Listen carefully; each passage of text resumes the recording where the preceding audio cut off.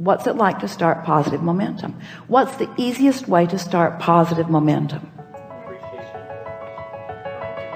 Appreciation seems good if you've got some momentum already going.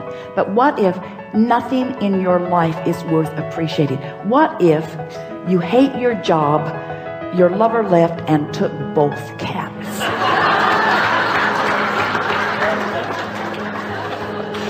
Then what? So the way to start momentum is to start general. Someone called out nature.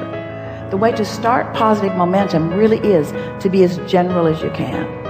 Because when you get specific, what happens is you activate the momentum that you've already had going. Does that make sense? So the more general you are. So what's the most general thing that you could think when you wake in the morning? Something that's good feeling. Could you focus upon your body lying in the bed? Could you appreciate the fact that you breathed all night long and you didn't have to think about it? That your bodily functions are working, that your heart is pumping and that the air is flowing? Could you just for a moment acknowledge in appreciation, but really more generally, the physical well-being of that? No matter what's going on in your body, those things that are happening, it's big. It's really, really big. That's really big. It's really worth appreciating for a little bit. The roof over your head, the air conditioner when you're in a hot city,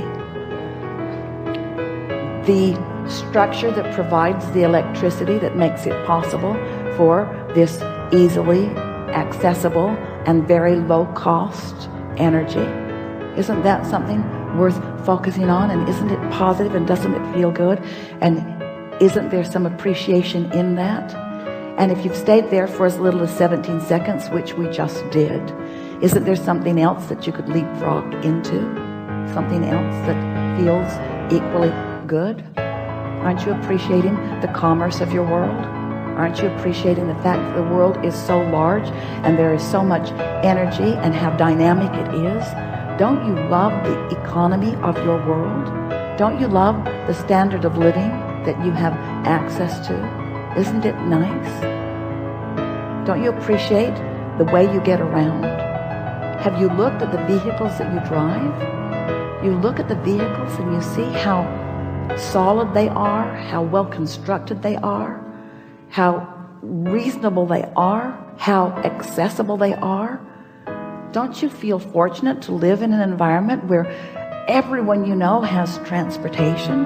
Not just transportation, but for the most part really reliable transportation. Aren't you pleased with the organization that your government has provided that puts these roadways in place?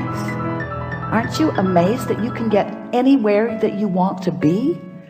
Not just in your conveyances that are on the ground, but those that are in the air.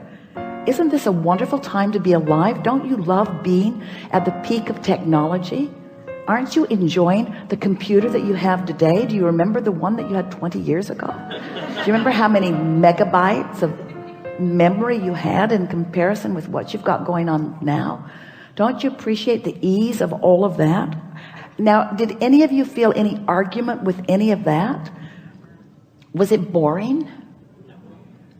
In some cases, it was boring, but there was no resistance in the conversation.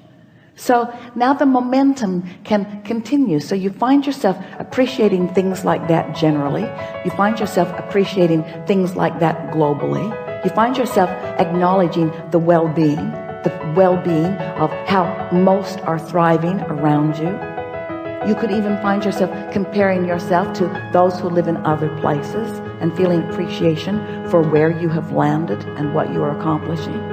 Then you can move into your appreciation for trading stocks and the facilities for it that make it possible, and the intuitiveness that you find, and how fun it is to use the power of your mind, and how great it is to get to do the math, and how nice it is that there is a mathematical science that you understand, and how nice it is that the market is broad enough that there is no long-term risk, and that knowing what you know and being able to apply your thoughts in the way that you do, that you can actually calculate with some accuracy what's coming back to you. And as you acknowledge the feeling of elation, as you've applied these principles, these laws of the universe, where you have deliberately brought yourself into vibrational alignment with something, brought yourself vibrationally up to speed with it, found thoughts and then practiced those thoughts and spoke them regularly. I'm really good at this and things go really well for me. And the clients that I work with and the others that I trade with, the others that I get to play with, this is really a remarkable thing that's going on. And you feel the momentum of that going. The reason that that momentum keeps going well for you is because that is the vibrational momentum that you've got going. But you can get that momentum going on every subject in the world. Anything that matters to you, you have the ability to allow, not get that momentum going, to allow the momentum that you already got going to sweep you into its momentum. This is the thing. Am I in the mode of receiving? Am I practicing the art of allowing? Am I practicing the art of allowing the momentum that has already been established by the desires that I've been offering? Am I allowing the momentum that has already been established by the desires that I've set into motion and continued by the non-physical energy that is giving its undivided attention to it? Am I now allowing myself to receive the benefit of that momentum, that incredible momentum? Do you understand the leverage in allowing yourself to be swept up into that momentum? And all it means is you got to choose that high-flying disc and keep choosing it until you have success at it. If you choose it and then you get lazy before breakfast, then not much has been accomplished. But if you choose it and are able to maintain it a little while, now results are going to come to you that are going to keep the momentum going. We promise you. You cannot have an idea that thrills you and then that pays off without understanding what momentum is. Law of attraction is the heart of momentum. But when you choose this and then you choose its opposite and then you choose this and then you choose its opposite, you don't allow the momentum to get going. You see how it works? But when you choose it and don't resist it and choose it and don't resist it and choose it and don't resist it and choose it and don't resist it and choose it and don't resist it, this is the energy that creates worlds. And it's available to you. It's coursing through you. All these unseen but not unknown non-physical energies, all those who are supporting you and believing in you and knowing what you've asked for and knowing that it's all right, all rooting for you, never disappointed when you're not on that disc, but always there waiting for you to join. So then you get really good at it. You're on the disc on a really regular basis. And when you start hanging out on that high-flying disc, guess who joins you?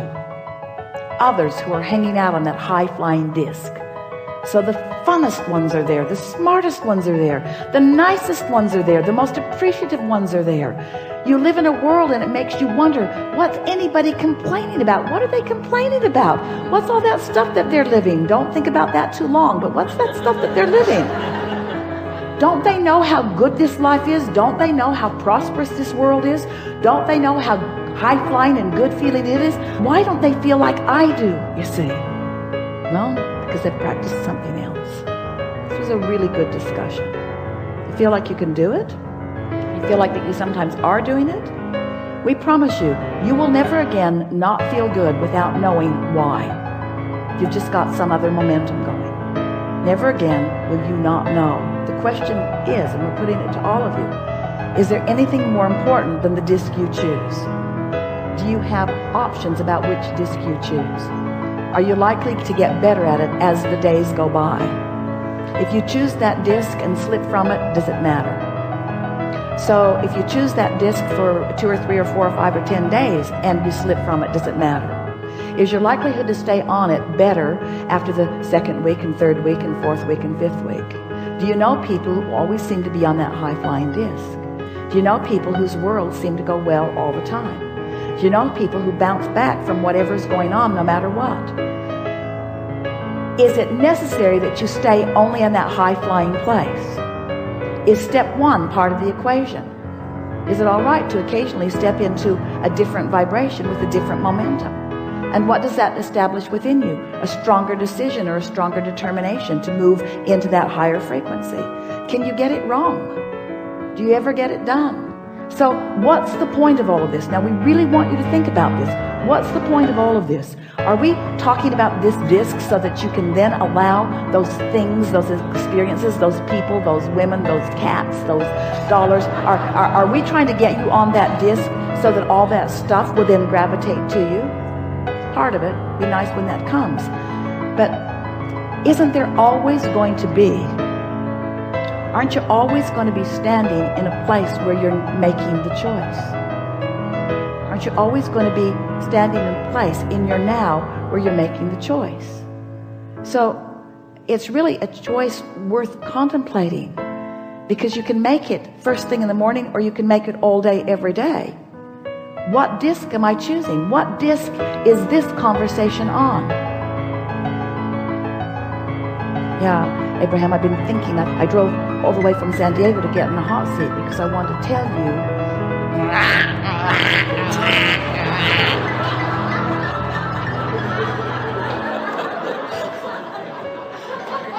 Really? That's what you came all this way to discuss with infinite intelligence? What do you want to talk about now? It's already been a really good day. Yeah. It's a good day. It's a good day.